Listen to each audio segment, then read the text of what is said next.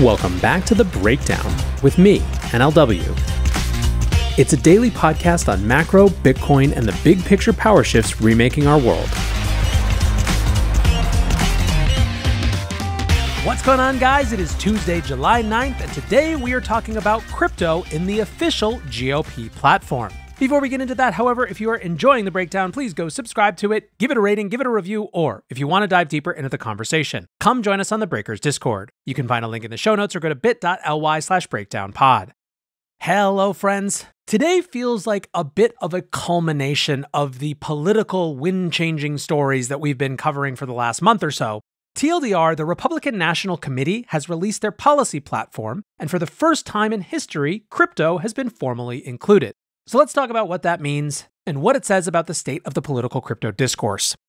The platform is intended to lay out the priorities of a Trump administration as the presumptive nominee heads to the Republican National Convention next week. The party's stance on crypto is outlined in a section that is, in their words, aimed at building the greatest economy in history under the subsection of championing innovation. It reads, Republicans will end Democrats' unlawful and un-American crypto crackdown and oppose the creation of a central bank digital currency. We will defend the right to mine Bitcoin and ensure every American has the right to self-custody of their digital assets and transact free from government surveillance and control. That's the entire position. And frankly, it is 3 lines that address a huge swath of the big picture priorities put forward by the industry. Crypto policy fits in alongside AI and the commercial space sector as key areas of innovation the GOP wants to promote. The overall economic theme is regulation and tax cuts alongside protectionist trade reform and energy dominance. It is worth noting that crypto isn't a large enough priority to rank in the 20 bullet point summary of the platform. That summary has a heavy focus on immigration reform and frankly other culture war talking points. The closest it comes to a crypto adjacent point is a pledge to, quote, end the weaponization of government against the American people. The press release accompanying the platform also declines to mention crypto or CBDCs. One takeaway, perhaps, is that the inclusion of the crypto platform is aimed squarely at appealing to single-issue crypto voters rather than prospective Republican voters more generally. Still, this seems to be enough for industry folks who have been kicking the tires on a potential Trump administration over the recent months. Nick Carter of Castle Island Ventures tweeted, official Republican Party platform on crypto. Couldn't really ask for anything more. End crypto crackdown, no CBDC, right to mine, right to self-custody, right to transact freely. Kristen Smith, the CEO of Blockchain Association, also strongly endorsed the platform, writing, an incredible moment for our industry in Washington. The Republican platform includes a section on crypto that makes the simple, correct case. Let this transformative technology thrive in America. We encourage political candidates from both parties to embrace this perspective. And indeed, this seems to be the general view, that the industry hasn't asked for much more than the permission to exist. That idea itself is deeply ideological, inherently incorporating some amount of reduction of state power over the financial system. And from the Trump detractors, there really isn't much about the platform to criticize. It seems to have been built on really simple fundamentals that almost everyone in the industry is aligned on. For that reason, the criticism that I've seen has mostly been focused on Democrats for leaving the field wide open. Skybridge Capital founder Anthony Scaramucci wrote, Bitcoin is in the GOP platform. The Democrats have really fumbled the ball on this. Troy Cross, a fellow at the Bitcoin Policy Institute, tweeted, very smart. Tens of millions of Americans who hold crypto or believe in Bitcoin must now choose between their overall politics and their Bitcoin bags or crypto livelihoods. What an epic own goal by Warren and co. I think one thing that's worth reflecting on here is what it says about the concern that many rightly, I think, aired when Trump first began flirting with the pro-crypto stance back in March, that it wouldn't really amount to much. It was notable when it came up at all. It was even more notable when crypto started becoming a part of Trump's stump speeches. While critics have pointed out that political talk is cheap, a workable crypto framework is now included in the official policy platform of a major US policy. That all on its own takes crypto policy to an entirely different level of prominence in Washington. To imagine that this would be the state of play heading into the elections was completely unthinkable just a few years ago. What's more, while we've heard a lot from the loud public Trump boosters over recent months, this platform sheds light on the work that has been going on behind the scenes. Crypto lawyer Preston Byrne detailed his involvement in a Twitter thread, writing, confession time. Back in February, when crypto was not an issue in the US election, a Trump campaign surrogate reached out to contribute some crypto policy ideas. I called up Ryan Selkis, we put our noggins together, and out came a document. After we sent it in, Ryan went all in. I like to have opinions but prefer to avoid direct involvement in politics, so was happy to step away and told the surrogates I was in touch with to follow up with guys like him instead of guys like me. Regardless, today the GOP adopted several of these suggestions as official policy. To be sure, I am not the only person that campaign surrogates reached out to in formulating their policy, though I was possibly one of the earlier ones. Clearly, the message got repeated enough times along the way that the party decided it was a good idea. I can see the fingerprints of several other companies in the space on the right to mine and right to self-custody. If the Biden administration had pinged crypto people on these issues instead, I think most of us would have made the exact same suggestions. They didn't want to hear them. Now they've probably lost the crypto vote for the next several cycles. There are a couple of lessons here. A lesser one is that dogmatic opposition to technological progress is a great way to lose an election. I think the most important one is that it's still possible for a handful of people to move the needle. This get Trump into crypto thing started with maybe a dozen conservative fellow travelers working on this issue isolated and alone, who then became a group of people loosely coordinating together, which has since transformed, snowballed into an entire industry charging forward in lockstep. Whatever your issue is, never give up. And I think here there is a broader point that's interesting to me as well. You can see the fingerprints of various pro-tech interests across this policy document. This election cycle feels to me like one of the first times that the broader tech industry has engaged with politics as anything like a coordinated unit. There have, of course, always been wealthy tech donors that seek to impact a social or economic agenda, but we rarely see tech advancement itself as the subject of policy discussions. Crypto is a big part of it, but it definitely cuts across more tech subcultures. Over the weekend, Mark Andreessen of A16Z published a thread entitled The Little Tech Agenda. He noted that tech startups have been independent of politics for his entire career, but that period has come to an end. Instead, Andreessen thinks that, quote, bad government policies are now the #1 threat to little tech. He thinks that engaging with politics is the only way to make sure to retain American tech leadership. Bazelord, one of the pseudonymous leaders of the effective accelerationist movement in AI, underscored the point that tech and politics are now intrinsically linked, tweeting, if your techno manifesto has no politics, it's not a manifesto. It's entertainment. These things cannot be divorced from politics. Most serious disagreements on these topics come not at the basic level, is technology good, but rather precisely at the points where power is fought over, where it is won and lost. Hello, friends. Before we get back to the rest of the show, I want you to join me at Permissionless.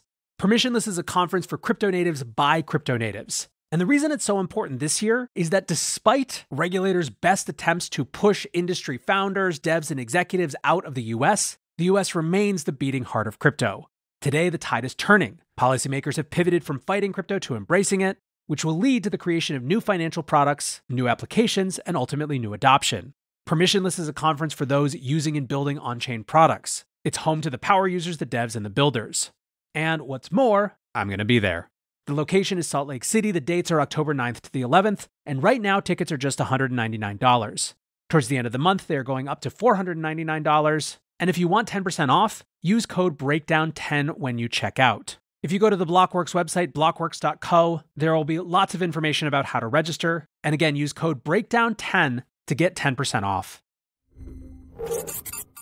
One thing that I just want to hammer on before we move on from this topic is how much we have to thank the people who have been working on this tirelessly for years behind the scenes. There are many examples, many of whom get quoted day in and day out on this show. One of them is Dennis Porter from the Satoshi Action Fund, who really sums this all up in a thread. Dennis writes, "This is a huge moment where an entire party is now absorbing many of the critical advances that have been made at the state level to defend Bitcoin rights. Since the inception of the Satoshi Action Fund, we have been fighting to pass laws at the state level to protect Bitcoin and ban CBDCs in order to create the political willpower for federal action. In 2015, Bloomberg studied the impact of state activity on federal policy decisions. Everything from a women's right to vote to cannabis legislation started at the state level.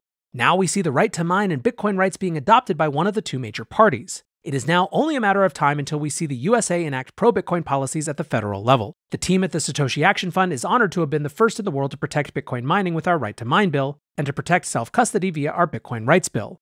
Over 20 states have considered Satoshi Action model policy. 4 have passed it into law, and in the back half of 2024, 2 key battleground states will consider passing these protections.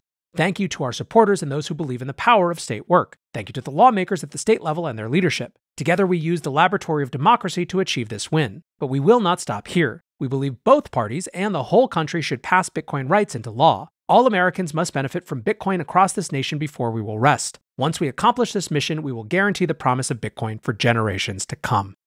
I'm sure there will be more on this as we move into the Republican convention and further into the election cycle, but for now, let's shift and follow up with a couple stories that we've been following closely as well. The German government accelerated their Bitcoin selling again on Monday, sending around 900 million worth to multiple exchanges and trading firms. Around 210 million was returned later in the day, but this was still their largest day of selling by a massive margin.